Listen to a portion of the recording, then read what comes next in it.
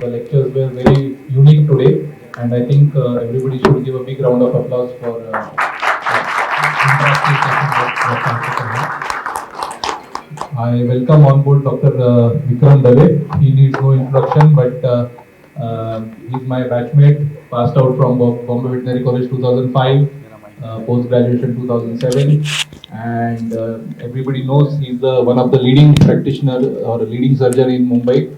He is also the recipient of Best Clinic Infrastructure Award, Kartutva Gaurav 2020, BPWA Award. Recently, everybody must have seen his news. He has done hip replacement surgeries in collaboration with Russian veterinarians.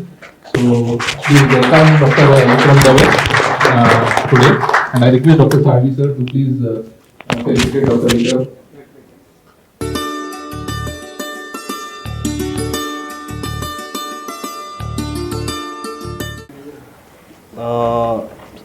I have done my post-graduation from Bombay Veterinary College, and when I did my post-graduation, I did all the surgeries on all the organs. Then the only organ that I did not touch was spinal cord.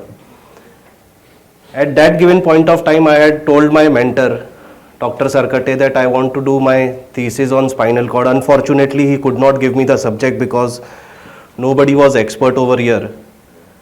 But whenever I used to get a cadaver, I used to try all my surgical techniques on the spinal cord, and gradually over a period of around 18 years now, I operate not 100% successfully, but yes, we have achieved quite a success rate in spinal cord surgeries, focusing majorly on trauma and IVDD cases. I have done multiple workshops abroad for spinal cord and vertebral fractures, and that is how I have gained my experience, and today I do my surgeries with all the facilities, obviously with the instrumentations and everything. So today's lecture is basically not focused on study, but it is more of discussion of cases, how you should know your anatomy well, so that when you go in for the surgeries, you should be totally prepared. How should you be prepared for your instrumentations, with your instrumentations? How should you be prepared with an anesthesia team, so that whenever the outcome is always positive. So let us discuss few cases. Okay. First, going to the anatomy. So I am speaking about dogs and cats. So if you see the vertebral column has 7 cervical vertebrae, 13 thoracic vertebrae, and 7 lumbar vertebrae, 3 sacrum vertebrae, and then 20 to 23 coccygeal vertebrae, depending upon the breed. Coccygeal vertebrae, obviously. Otherwise, all other vertebrae numbers are always fixed. So generally, when we talk about cervical spine, thoracic spine, lumbar spine, and sacral spine, so we will be distinguishing all the symptoms and diseases of all these 3 spines in the lecture. The second slide.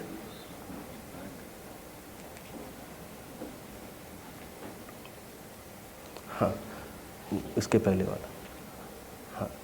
हाँ, ये हाँ, उसके बाद वाला sir. So when you look at the vertebral column is made up of 3 major things. The bone outside is called as the vertebra. The spinal cord lays into the vertebra. So basically when you see x-rays, you will see boxes of vertebra. So when you see those boxes, the boxes are not solid, they are hollow. So the hollow is basically the spinal the spinal column, and inside is the spinal cord. So basically when you see those boxes, the vertebra is basically, when you see on the lateral x-ray, you will see that there are boxes like this, but actually they are not solid boxes, they are hollow boxes, and the spinal cord goes from there. Okay, so whenever I would discuss with the owner and when I show them the x-ray, basically there are 2 vertebrae, and between those vertebrae there is a disc. Now this disc is always collapsible.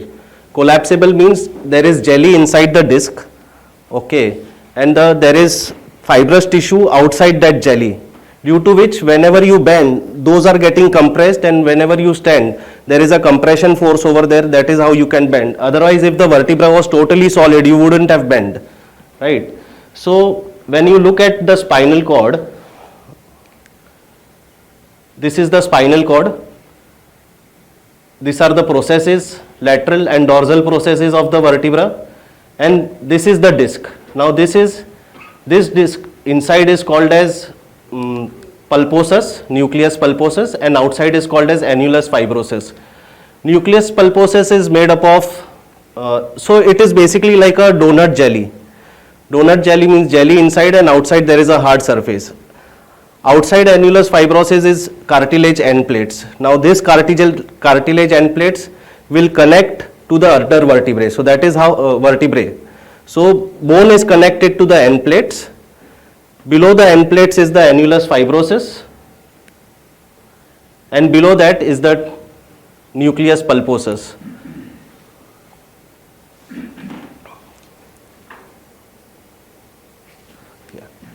Sir, the same slide.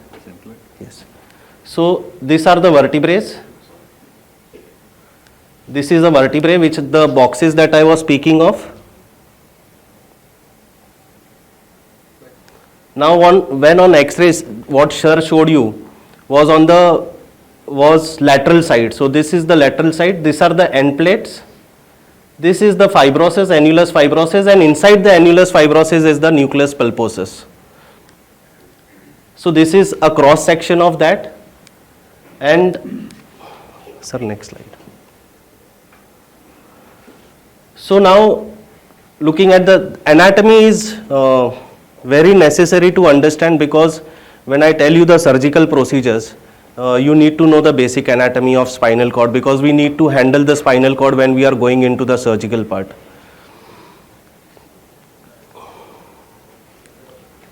Spinal cord is layered by meninges. So there are three layers of meninges. Outside is the dura mater. So they have basically skinned off the spinal cord. Outside is dura mater. Inside is arachnoid membrane. Then is the subarachnoid space, and then is the pia mater. This is little more deep, but we are only related to the membranes outside and not inside. And then inside will be outside of the ranging from dura mater to the pia mater. After that will be the white matter, followed by the gray matter. So here are all your sensory fibers, gray matter and white matter. White matter will have less sensory functions, more motor functions, and gray matter will have more motor functions and less sensory functions. So outside is gray, outside to inside is gray matter. Now there are, from the spinal cord will come two roots of spinal nerves. Okay, from each and every, so between intervertebral disc there is a space, okay, from which the nerves will come out, and there are two branches of that nerves which come out from the spinal cord. One is the dorsal root and one is the ventral root. Okay, so now dorsal root, it gives input to your brain. Those are sensory nerves. So if I pinch you, the message will go to the brain. Okay, so those are carried by the dorsal nerves, while the ventral roots which are there have their sensory, they have their output, they basically have an output. So basically they will send the message back to the muscles and peripheral organs that you need to withdraw. So basically there are two types of nerves which are coming out from the spinal cord, the dorsal and the ventral roots. Now they join to make a peripheral nerve. So these two will join and go to any other organ or the muscles. That is how you retract and you feel pain. So this is dura mater, this is spinal cord, and then the venous plexus, because whenever you do surgery you botch up at the venous plexus. I have done it multiple times. So you need to know that there are veins flowing below the spinal cord into the vertebral column. Okay, so whenever you are doing a slot or you are doing surgeries, you have to see that they are well preserved. If they are not preserved, you are looking at disasters to happen. So next slide. This is how messages are carried. This is how the tracks are. This is just for your information. Sir, next.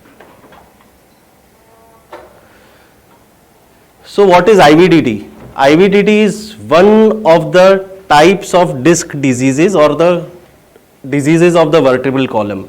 There are n number of diseases of the vertebral column, out of which IVDD is one of the diseases, which is called as the degenerative disc diseases.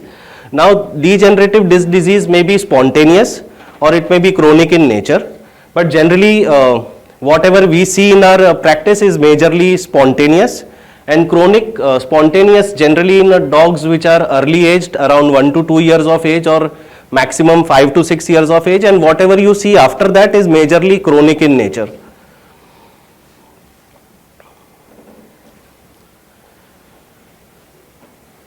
So since disc is thinnest near the spinal cord, the disc material so basically what happens is in the pathology, when the pathology of the disc happens, generally you see in chondrodystrophic breeds. Chondrodystrophic breed means they have bad cartilage production. So I would name few as Beagles, Lhasas, Shih Tzus I see nowadays, and not forgetting Dachshunds. So they are the most capable breeds of having this problem. Sir, next. Sir, the previous statement. So now what happens is, as I told you that this is your vertebral column and this is your spinal cord. Okay. Now the disc is exactly, the spinal cord is going like this.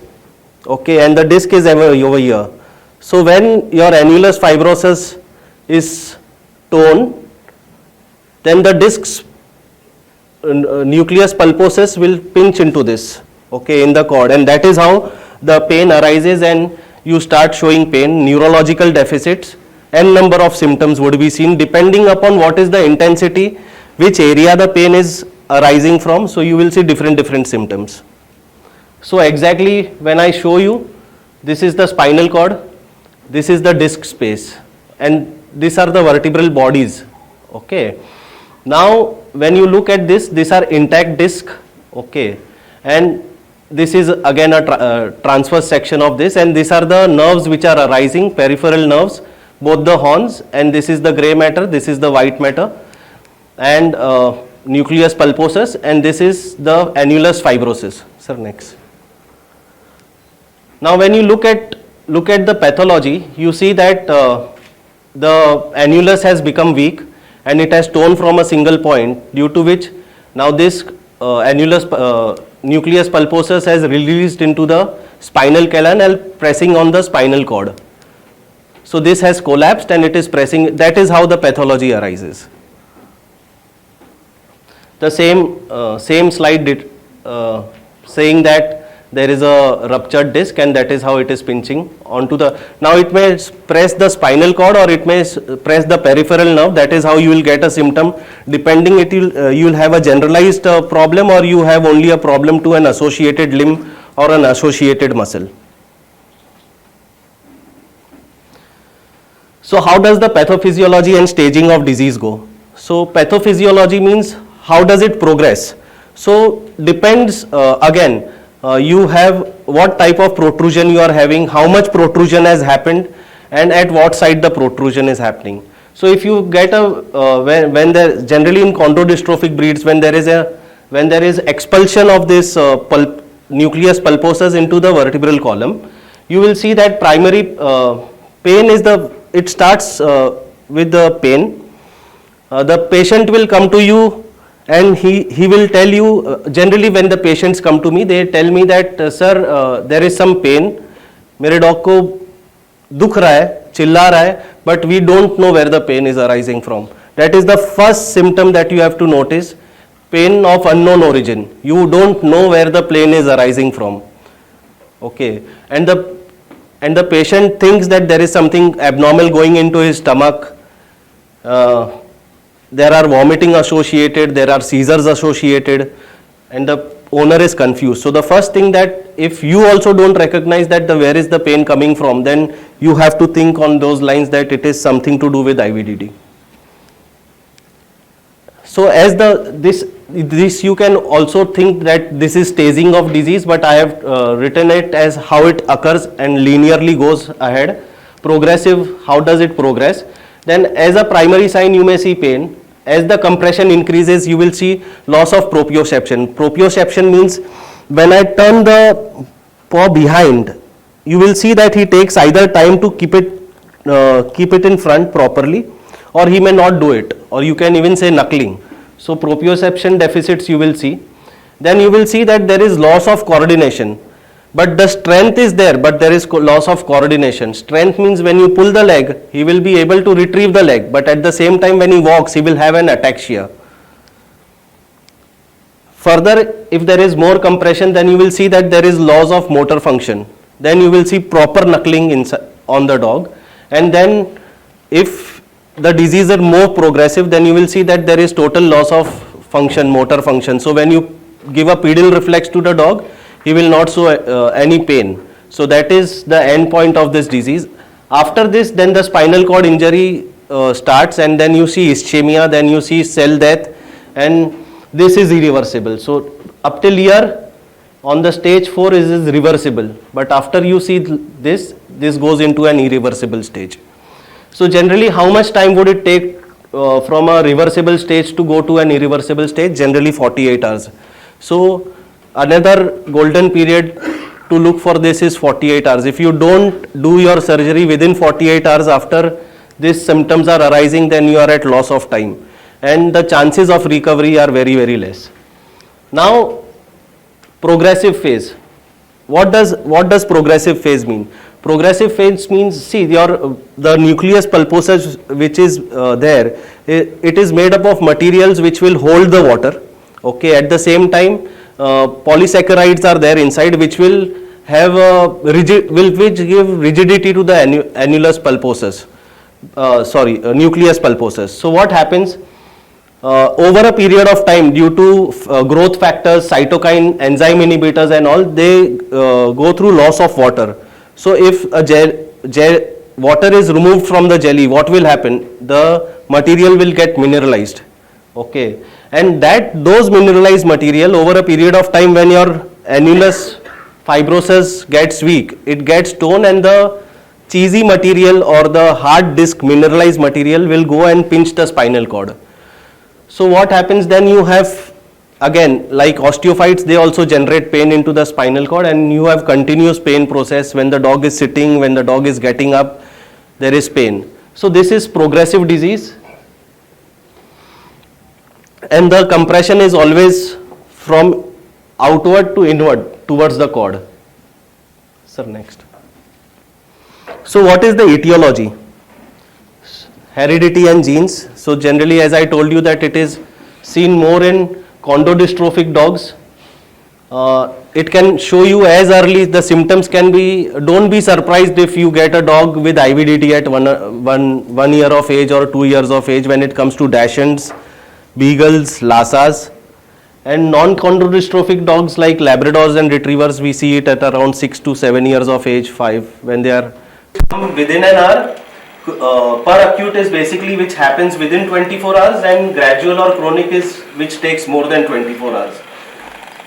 You need to know acute, per acute or chronic is because you need to know whether this what management am I looking at? Am I looking at the medical management or am I looking at a surgical management? So basically, when you get a dog who's totally paralyzed and it has been 24 hours and he is deficit of any motor functions, then you are definitely looking at an MRI and you are definitely looking at surgical intervention. But if you see that it is within 24 hours and motor functions are intact, and if you see that the pain is not much, then you are looking at medical management with delayed MRI. You can try within 2 days. If there is no response, we can do an MRI.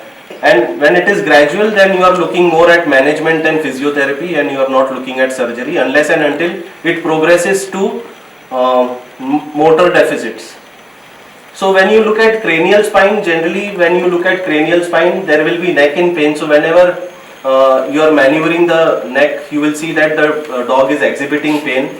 He is holding his neck low. So clinically, when the pet parent will come to you, he will say that he is unable to drink water, he is unable to eat food. When I hold my plate ahead of him or above and we keep it on a stand, then he is comfortable with eating food. So these are the typical symptoms, complaints that the owners will come with. Crying, again, as I told you, these are typical symptoms. They will cry, they will show pain, but you will not come to know that what exactly, where is the source of pain, and that is when you have to think of IVDD. Ataxia, paresis and paralysis. So there is difference between ataxia, paresis and paralysis. Ataxia is basically incoordination. Paresis is basically they will have good strength in the leg, okay, and paralysis they will have no strength and they will have no movement as well. Now when you look at when you look at all these symptoms may be present in all the three spines, but these are the typical symptoms that you would see in the cervical, thoraco and lumbosacral spine. So in thoracolumbar region, when you see, how would you localize the pain? You will see that the belly is tense and there are muscle spasms and there will be kyphosis or lordosis.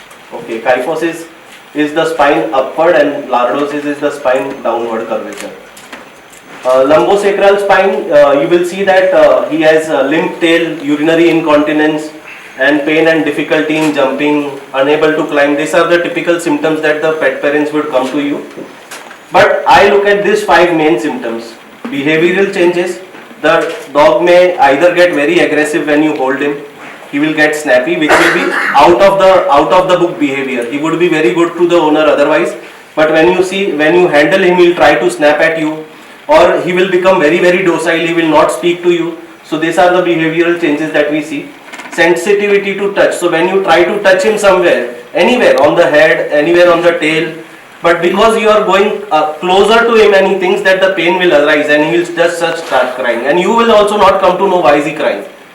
When you see such symptoms, first thing is IVDD. Difficulty moving, kyphosis, lordosis. Panting, shivering and crying. So basically we see a lot of shivering on the hind legs. Okay, they would be shivering on his hind or forelimbs.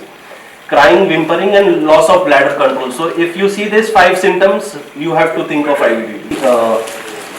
While maneuvering the neck, he is showing pain.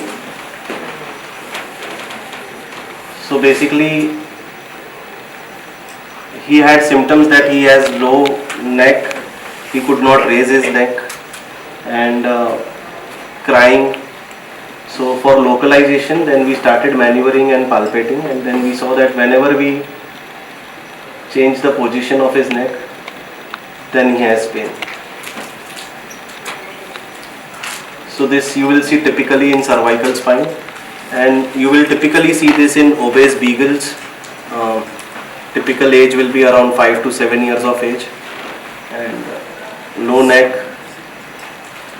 unable to drink water, unable to have food properly. You will see this in cervical spine problems. So he is a Frenchie, he is around 3 years old. अच्छा ये video अपनी भेजेंगे और second भी भेजा है ना sir, दोनों भेजा। दोनों है Disc prolapse of thoracolumbar spine. Though when we tried the proprioception, he was proprioception negative, but his motor functions were positive. In his case, the only symptoms were while we were raising his head, he had a lot of pain and he was crying, which we did not know where the pain was arising from. So this is how you come to know whether we are looking at cervical spine. So this is how you locate whether we are looking at cervical spine or you are looking at thoracolumbar spine. Now, no history of trauma. Suddenly, Yeah, no history of trauma. There was no history of trauma at all. We get a lot of French bulldogs now having this problem. Loads of them because French bulldogs are very popular. So now IVDD are of 2 types basically. Type 1, type 2, and now there is new type 3 also, but it is categorized in type 1 now. So we have already explained what is the normal anatomy. Type 1 means nucleus pulposus the annulus fibrosus gets a tear and nucleus pulposus will go through the annulus fibrosus and press the spinal cord. And in type 2, basically what happens is the annulus fibrosus gets so weak that it would extend into the spinal cord, and the nucleus pulposus along with that will extend into the spinal cord. So this is how you differentiate between type 1 disease and type 2 disease of IVDD. So what is type 1? Type 1 is herniation of nucleus pulposus through annulus fibrosis and extrusion of the minerous nucleus material into the spinal canal. Now, what are the typical symptoms? So this is basically, type 1 is generally you will see when there is acute or paracute symptoms. Progressive or chronic, you will see that type 1 is less. And this will happen typically on those chondrodystrophic breeds.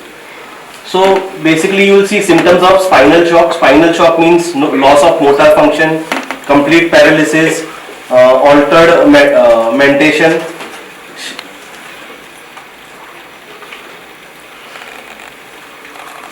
Shift-Sherrington syndrome, this is typical syndrome you will see. This is a dog with Shift-Sherrington syndrome. You will see that the forelimbs are extended and the hind limbs are paralytic or paresis and they would not have sensation. Deep pain will be absent. This syndrome we generally see when there is a thoracolumbar IVDD and there is complete compression of the cord. You will see this in trauma cases as well. Now the signs and the intensity, signs will always vary according to the intensity, that how much compression is there to the cord and what breed is it, what age factor are we looking at. So all this will change the signs.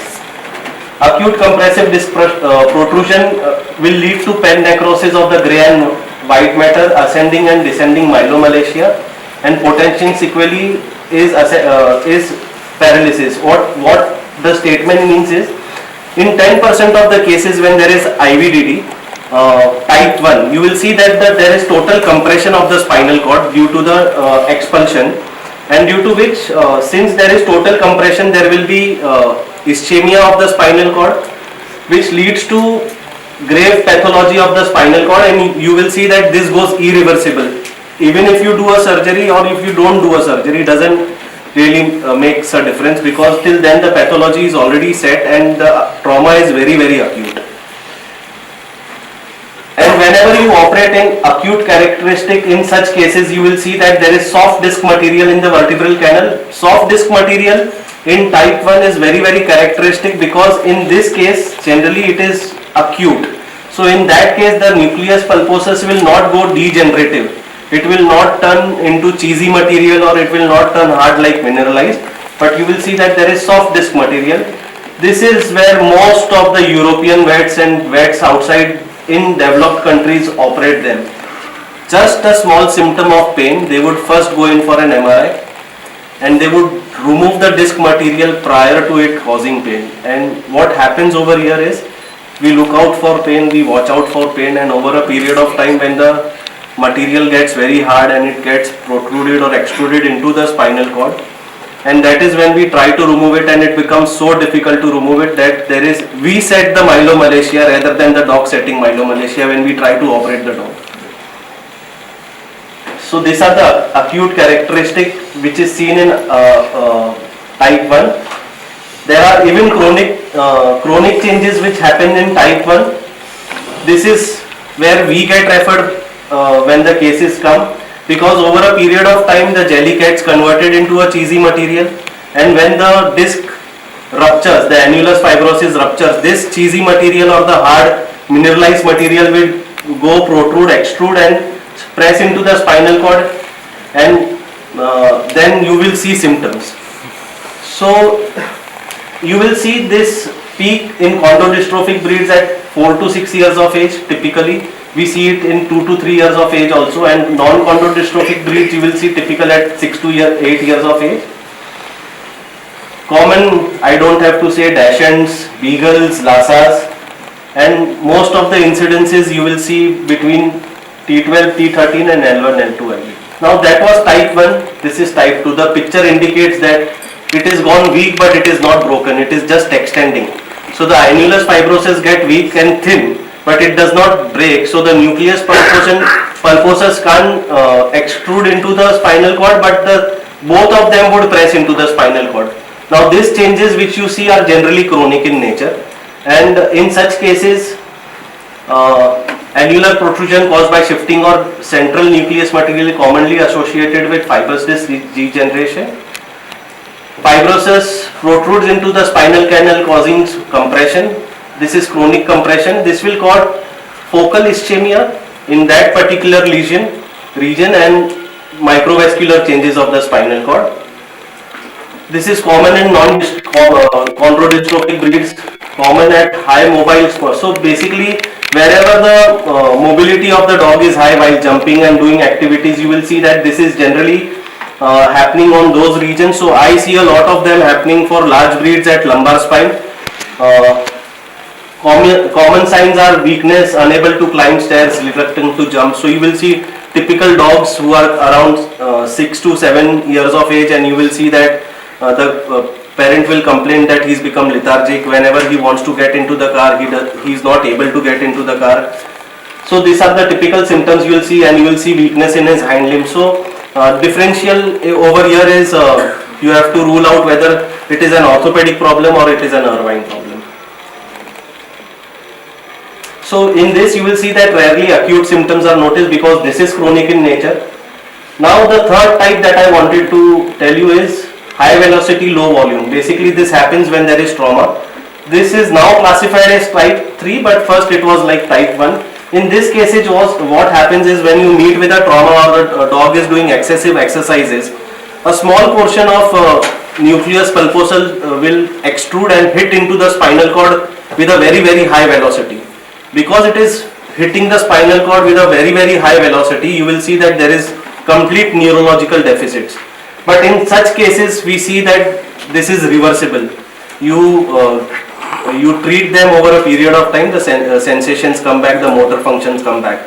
But you will see catastrophic neurological dysfunctions in type 3. Feline IBD, very unheard of. It is very rare in cats. I have not seen up till now. So the literature says that type 2 is common, but they are accidental findings while they have done necropsies. Dorsal changes are predominant in thoracic and cervical spine. So basically thoracic and cervical spine says they see the changes which are near the vertebral canal, and whereas ventral changes, so below the vertebral column they see in lumbar spine. Common in middle age and old cats. Symptoms are reluctance to jump, low tail carriage, paraparesis, urinary incontinence, constipation.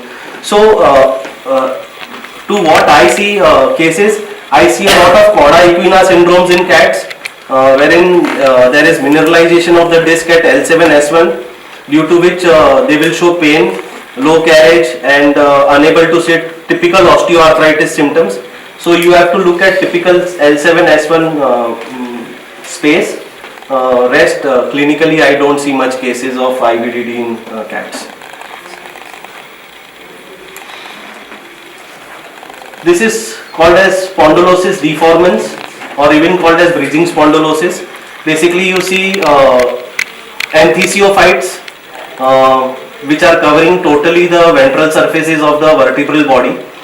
Lot of the vets will associate with this with neurological deficits, and they will suggest, they will think that this has something to do with the spinal cord, but rarely in such cases you will see that there are nervine deficits. Yes, there will be a lot of pain when the dog is running and all, okay, but nervine deficits will not be caused with this. But this will definitely, there will be orthopedic pain but not nervine pain. In such cases, very rarely you will get nervine pain. So in such, you see that in this X-ray, these are the boxes that I was speaking of in the X-rays, because when you correlate, this is the basic tool that every vet would have in their clinical facilities. CT and MRI are very unheard of in India. So we have to concentrate on what basic tool we have. So if you see in this case, this is the vertebral body, and this is the disc space. Okay. So this is a stem, and I explained the owner, this is a flower. Basically the nerves will come out from this space.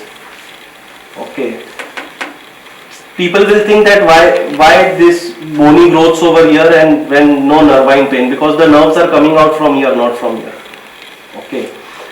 So this is where your spinal cord lies, and if you see the spaces will be defined, you will see that the spaces are properly they will be equal, but if you see that the space is reduced, then you have to think that there is something abnormal going on into the disc space. You can't be 100% sure on X-ray, you can't be very definitive on X-ray, because X-ray is just a primary tool to raise suspicion. It can't confirm that there is a IVDD. Diagnosis basically for all of us in the country is first tool is X-ray. So I believe we should be very well versed with our X-ray readings. In this, what you see is the disc space, which is normal. If you see, this is normal, but if you see, this is reduced. When the disc space is reduced, this should raise a suspicion that there is something going on over here. Okay. You can't be 100% sure that there is a prolapse, okay, unless and until you see some mineralized material over here in this space, which is very rarely that you would see. But yes, this accuracy is 68 to 72%. What would raise suspicion is narrowing intervertebral spacing, narrowing of intervertebral foramen here, wedging of disc space. So here you will see that there is wedging and mineralization over here, and mineralized material in spinal canal or superimposed over intervertebral foramen. So you will see mineralized material in the spinal canal over here, which is very rarely. You have to see very clearly that this is what, but you can't write it on the reports. Okay. Myelography is basically you put contrast medium into L4, L5 or L5, L6, inject it under anesthesia. This was done previously when we did not have MRI or MRI facilities, but nowadays we don't do this because of the complications that we have.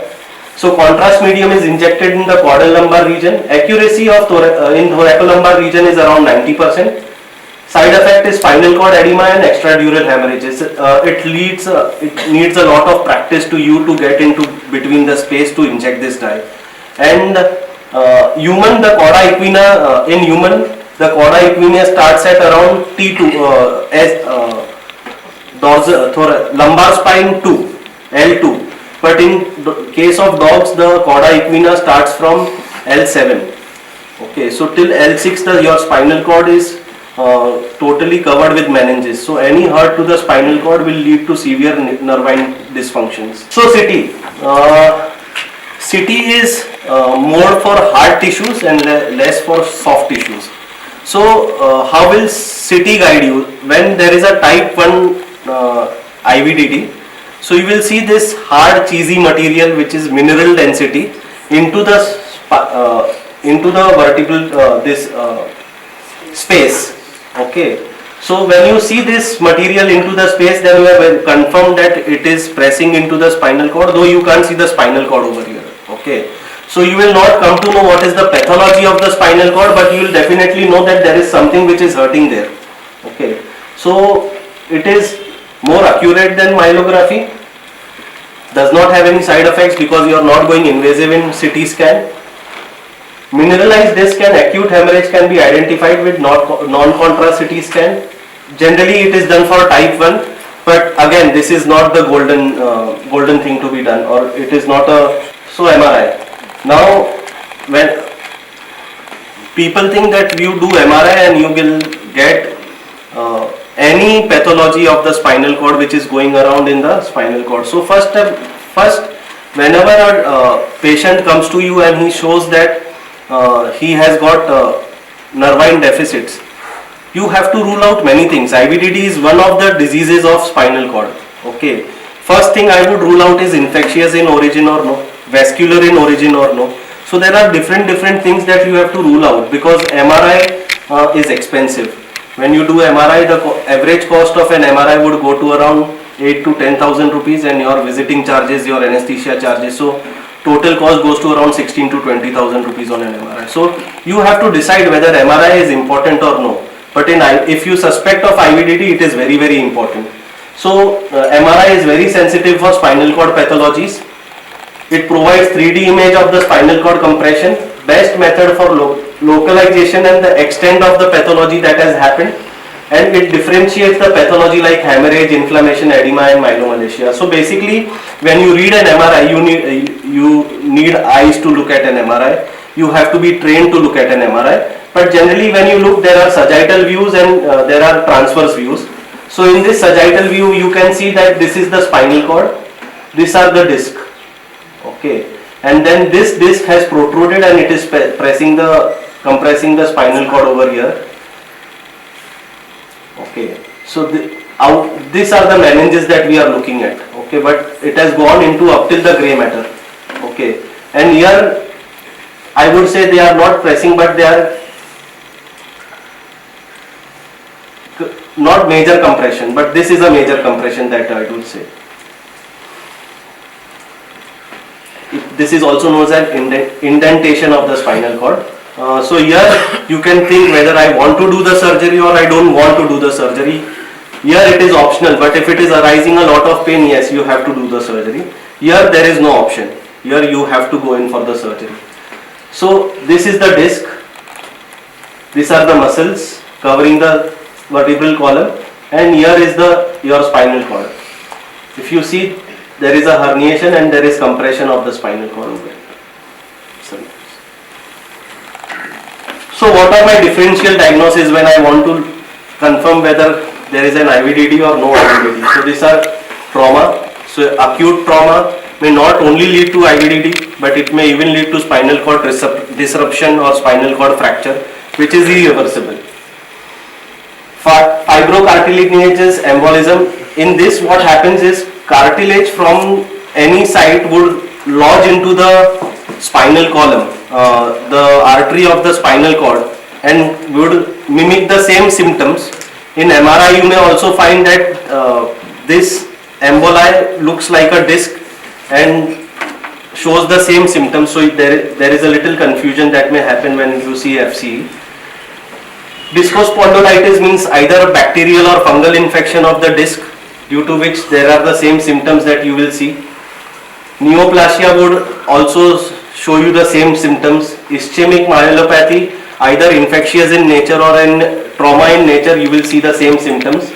And acute non-compressive nucleus pulposus extrusion, which we have spoken about as type 3. Okay, this will also show you the same symptoms. So these are your differential diagnosis that you need to do.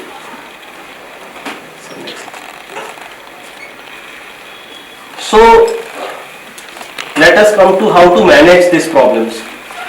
So as a person, if you ask me that how would I go in for a medical management, I would see what are the symptoms, how is the owner, okay, because you have to differentiate the owner and the dog. You are speaking to the owner and not to the dog. The dog is showing symptoms, but at the same time, whether it is a surgical patient or no, what will be the outcome? The owner has to keep total faith in you when you do any surgical procedures.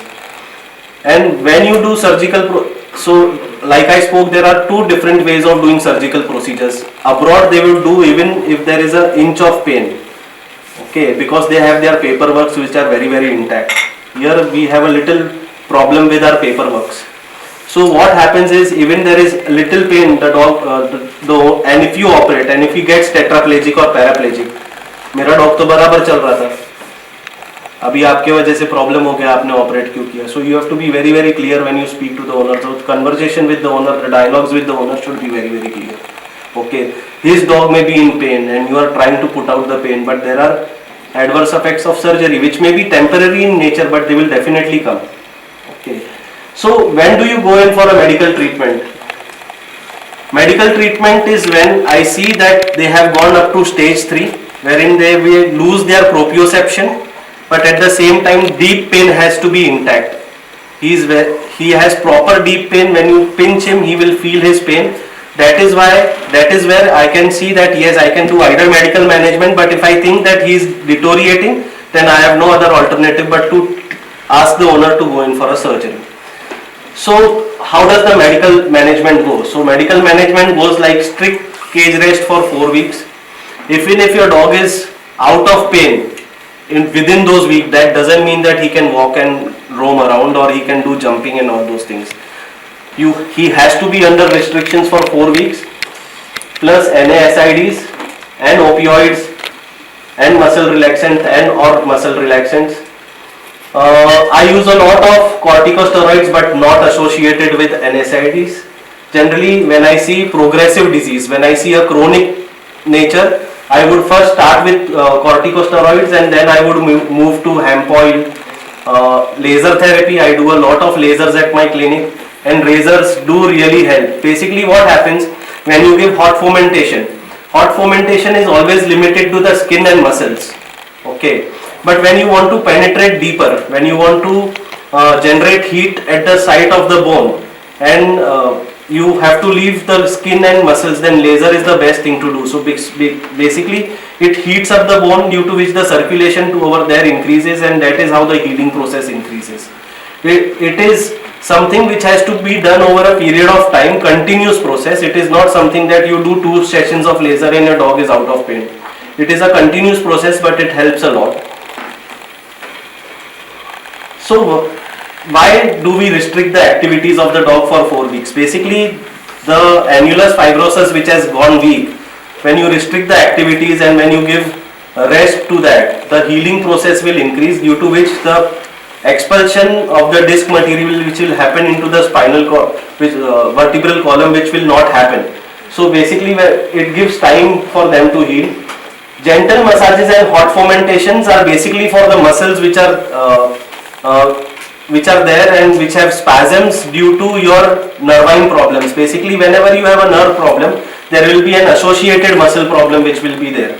So basically hot foam, I will tell my clients, and to all my clients I would suggest, even in hip dysplasia. So remember one thing, whenever things are chronic in nature, you have to give hot fomentation, and whenever things are acute in nature, there is where the cold fomentation plays a role. So basically in cases of osteoarthritis, spondylosis, I would go in for hot fomentation, but when you have a fracture or when you have a type 1 IVDD, I would go in for a cold fomentation. So hot fomentation is what I would look towards. Antacids are very, very important. Resolution of pain does not mean that you stop the confinement. And whenever you start his activities, you see that it has to be very, very gradual in nature. At any given point of time, after that also he can't participate into activities and he can't do jumping and all. Monitor the pain on weekly basis, and if you think that he is still not responsive and he is deteriorating, then there is surgical intervention which we are looking towards. 50% of the dogs recover. I see a little more than that, but yes, if it is chronic type 1 and progressive type 2, then you will see that the dog is recovering, but the treatment is always also progressive with them. It is you have to always treat the pet. It is not that at any junction you will leave the pet and you stop the treatment and the cat or dog will not deteriorate. The treatment along with physiotherapy, lasers, medical management. So basically I would say that type 2 and chronic type 1 are more of managemental diseases. So what management do we look at? Management is floor management. You have to see that they don't slip. Second is diet management. Diet management, you have to see that their weight is in control. Okay, they do not get other diseases like heart diseases and all. Third thing that I see is weight control, which I have already discussed. Fourth thing is monitoring, which is very, very important. You have to monitor at least once in a month. You have to see that how the proprioceptions are going, how is he walking, is he chirpy or no, is he speaking to his pet parents or no. When the pet parent will come to you, he will only has to tell you that yes, I am seeing difference in the symptoms in my dog. This is what you want from the pet parent. Fifth is supplements, glucosamine, chondroitin sulfate, plus hemp seed oil, gabapin, pregabalin. These are various modes with which you can treat, but I would hardly go with NSAIDs. NSAIDs I only give at SOS. So if you feel that the dog is in too much of pain, then I give NSAIDs. Otherwise, I would try not to give NSAIDs, because we are looking at management. So when you look at management, you can't give NSAIDs regularly on a regular basis, because you are definitely going to see some side effects. Physiotherapy helps a lot. So swimming, hydrotherapy, maneuvering of the muscles, hot fomentations, these are the parts of physiotherapy. When you do, you will see a lot of changes, and over a period of time, when you do it gradually, progressively, you will see that at least the dog is not deteriorating. We don't want the dog to get back to what he was at age 1 or age 2 years. You want dog so that he is not progressive with the disease, or it doesn't degenerate more. So surgical management is basically drilling a hole into the vertebral column, either from the dorsal border, the lateral border, okay, or from the ventral side. So basically, if this is the vertebrae, this is the dorsal border, this is the lateral border, and this is the ventral border. Ventral border, then the chest comes and the abdomen comes. Dorsal border means facing towards the sky. So either you drill on the dorsal border, or the lateral border, or the ventral border. So when you drill the ventral border, you are basically drilling into the total body of the vertebra and then reaching into the spinal vertebral column. Okay. Lateral border means this is your spinal cord, and you are drilling into over here and then reaching the disc space which is there between two vertebrae. And dorsal means you are drilling over here, cutting the dorsal processes, and then going into the spinal cord. The ventral side. Through the neck. So further we are going to talk about those. So they are indicated when there is when you see that there is too much of pain, severe pain, recurrent pain, and neurological deficits. This is indicated. And slots or slots plus fenestration. Basically, slots means drilling a hole, and fenestration is basically you cut the annulus fibrosus. And when you cut the annulus fibrosus, the nucleus pulposus will come out. So basically, then the chances of it getting into the vertebral column are very less. So basically, you will make a slot at the problematic area, and you will do fenestration at both the disc, ahead and behind. Cervical disc herniation, ventral slots, or sometimes dorsal slots. Lateral disc herniation, lateral and laminectomy. So basically, when you look at cervical spine, you are going to do ventral slots.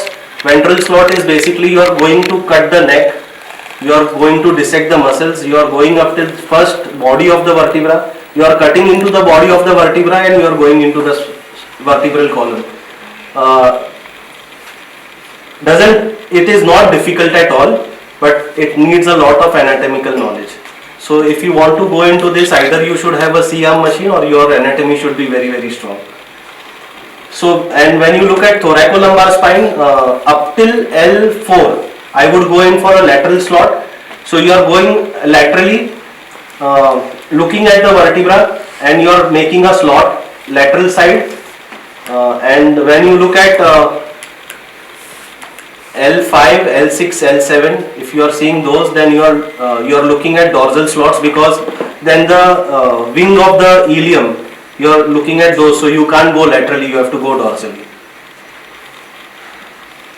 So what are the indications? Degenerative disc disease, cervical spondylomyopathy, degenerative lumbosacral stenosis, trauma, neoplasia, epidural, intradural hemorrhages, abscesses. So all this would you will get on an MRI, and then accordingly you will start, you will make a plan, and then you will start. Sir, next slide. So ventral slot. This is the most fascinating thing if you want to do. There are few things to remember when you do a ventral slot. This is according to my experiences that I have written. Positioning is very, very important. Positioning is important because if the dog is in the center and you are cutting into the vertebra, there are layers that you have to look through. First are the skin, fascia, muscles, and then the vertebral column, the body of the vertebra, and after that you are peeking into the vertebral column.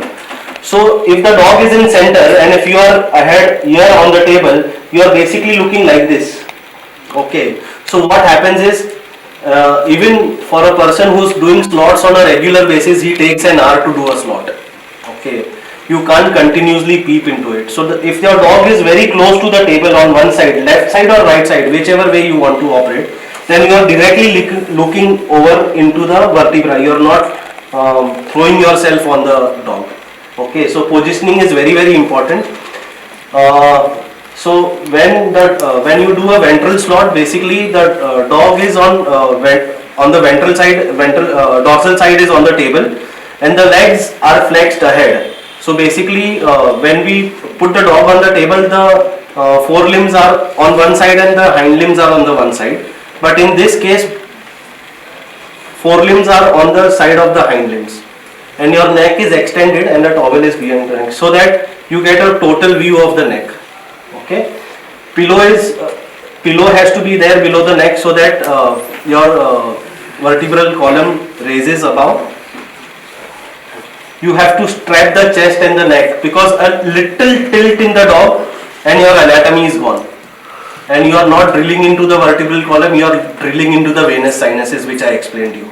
And if you drill into the venous sinus on the cervical region, there is no looking back at all. You have to just close up, and you have to redo the surgery after 3 to 4 days once the venous sinus stops bleeding.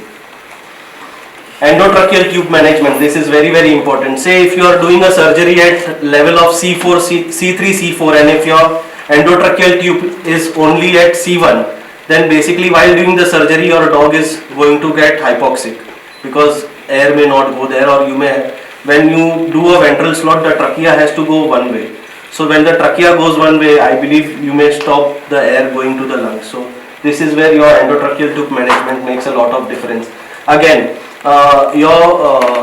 when you put a multipara while doing a ventral slot, your SpO2 may not come normal, but you don't have to worry about that, because when you do a ventral slot, you are pressing the carotid to one side. So when you push the carotid to one side, you may not, the blood flowing, because you put it on the tongue, we all put it on the tongue, right? So you will not see a proper SpO2 coming over there. Use of cautery instruments, basically you should, forbidden is monopolar cautery, you should not be using, because you are very close to the nerves, peripheral nerves. So if you, monopolar power when you give, it runs throughout the body, so it may hurt the nerve. So I would generally go in for a bipolar cautery. And the most important is you can't do it without loops. If you are not using the loops, surgical loops, you can't do it, because you need magnification of image. As I told you, that the distance is very large. So when you look at it, the slot with naked eyes, you may not even see the vertebral column properly, because the space is very narrow. So that is why you need surgical loops. This is a step-by-step this thing in which I have written how to go in for a ventral slot, but I would go in for the second slide wherein I have done schematic representation. So when you look at the vertebral column, as I told you, the anatomy has to be very, very perfect. So how do you know that you are at C6 or you are at between the space C5, C4, C3, C2? So basically I would go in for these wings. These wings are at C6. These are the processes, transverse processes at the C6. So when you take a skin incision and when you incise the fascia, then you have to just put your fingers like this, and you have to see which is the broadest vertebra that I can feel. The broadest vertebra that you can feel is C6, because it has wing. Okay. So either this, or you go with your fingers, 2 fingers cranially, and you will see that there is a pointed thorn-like process which is always between C2 and C1.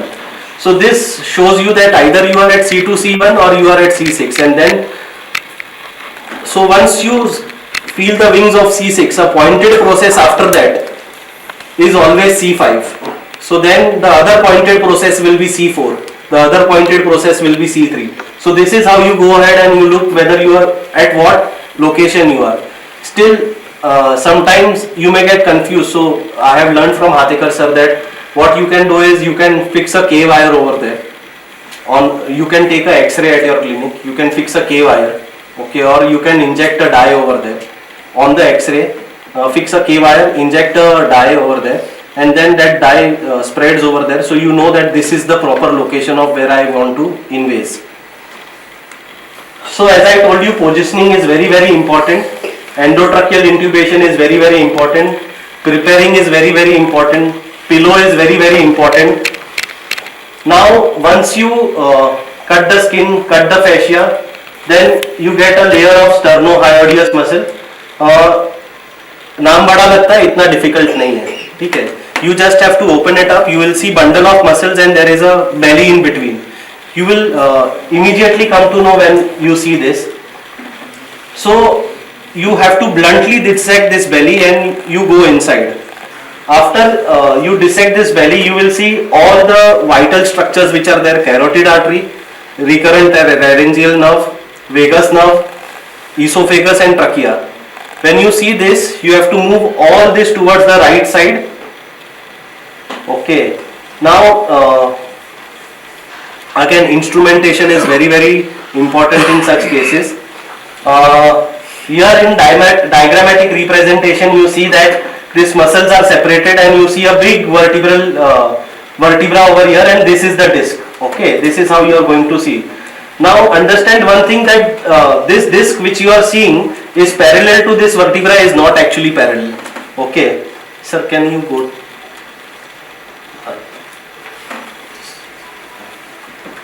So when you see this, no, you are just looking at this. When you see from up, okay, you are just looking at this and you think that the disc is like this, okay, straight, but it is not straight, it is always oblique.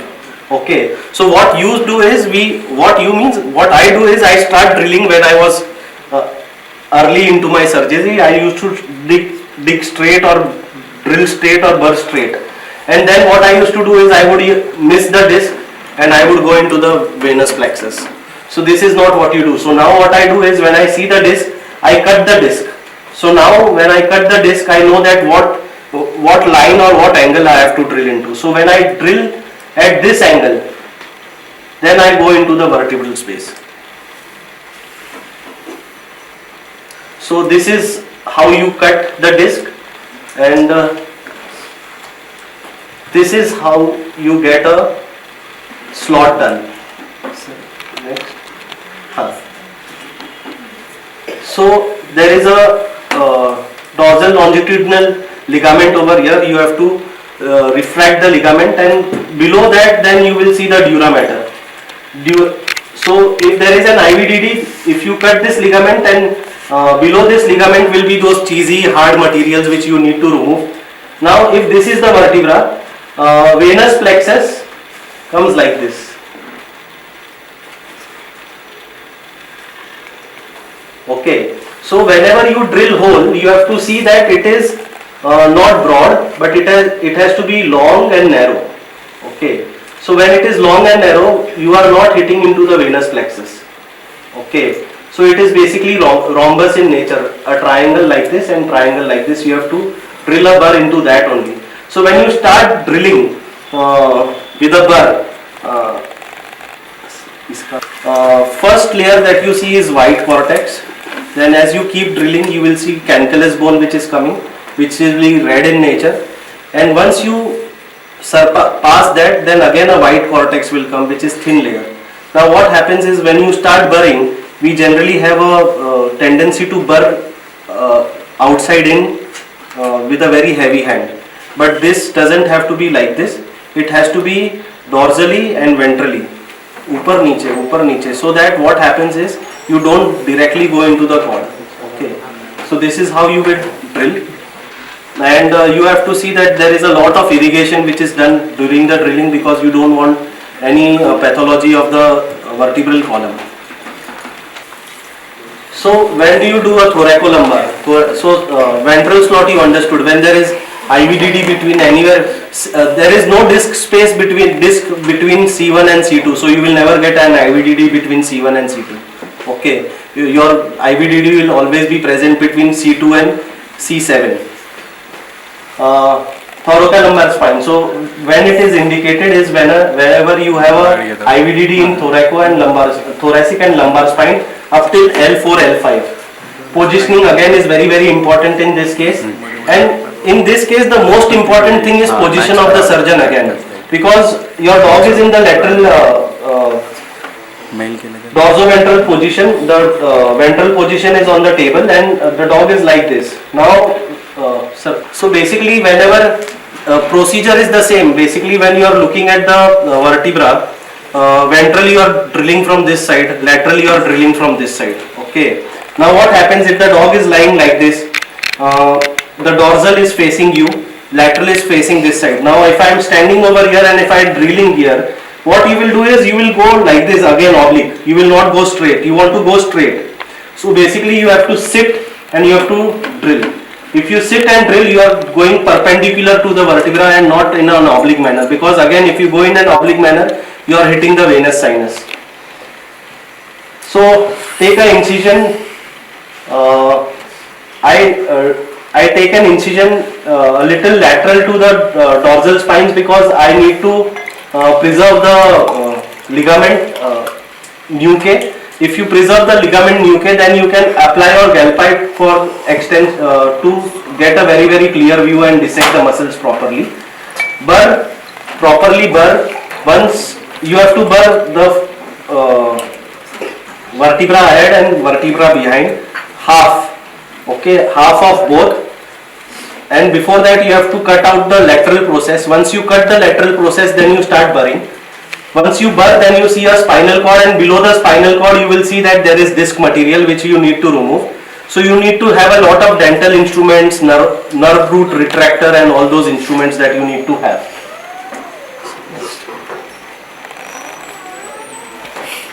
So what are the post-operative complications?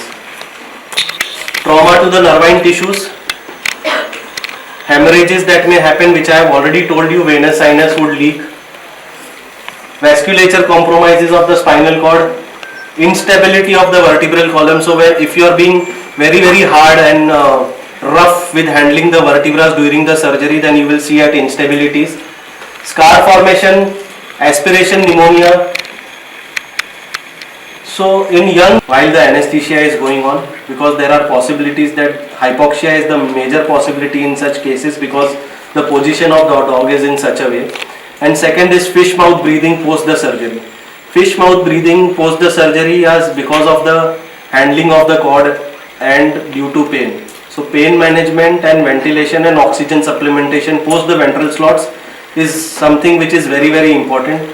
Initial cases I have lost due to this, wherein we did not even recognize that this is a problem. We thought that the dog is open mouth breathing because of pain, but it was not pain, it was hypoventilation due to the positioning. Next. So what is the prognosis? We see that prognosis overall success rate varies from 58% to 95%. This definitely depends upon what is the location, what is the severity, and who's the surgeon operating. Success depends on condition of the dog, time of surgery from arrival of symptoms, pathology of the spinal cord. Severe neurological deficits, longer time to recovery. These are the typical days that we see. Ambulatory dog, the lesser time. Factors like site of herniation, weight of dog, age is also, these are basic factors which we need to consider, but last and very important is experience of the surgeon.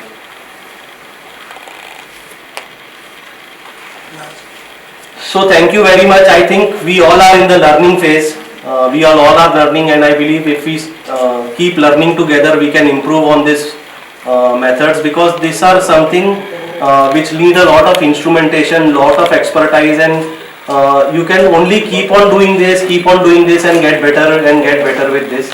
So I think everybody that this lecture has helped you, and I am further open for discussions if you have.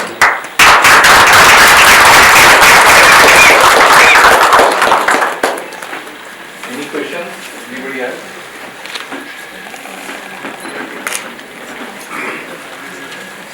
Any questions? What steroids generally you use to treat the acne? Prednisolone I use generally at 1 mg per kg initially, and if I think that there is a compression, bad compression, I may use mannitol with prednisolone with D25. So it reduces the pressure in the vertebral column because of the CSF, and you may see a difference in the symptoms initially with that. For how many days? 3 days maximum. I don't go beyond 3 days. If we see that he is deteriorating, then we go in for an MRI and we start with that. What about methyl?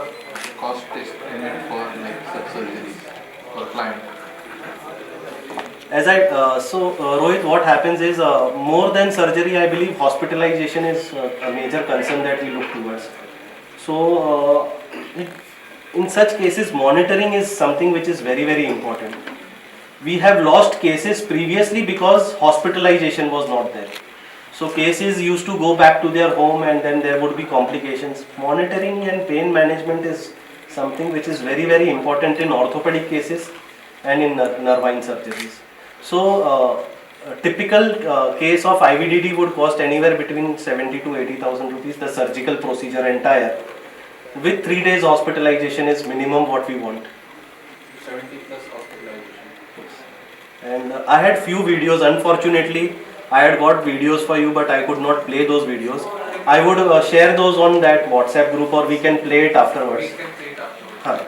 And those show the recovery of the patients that we had operated.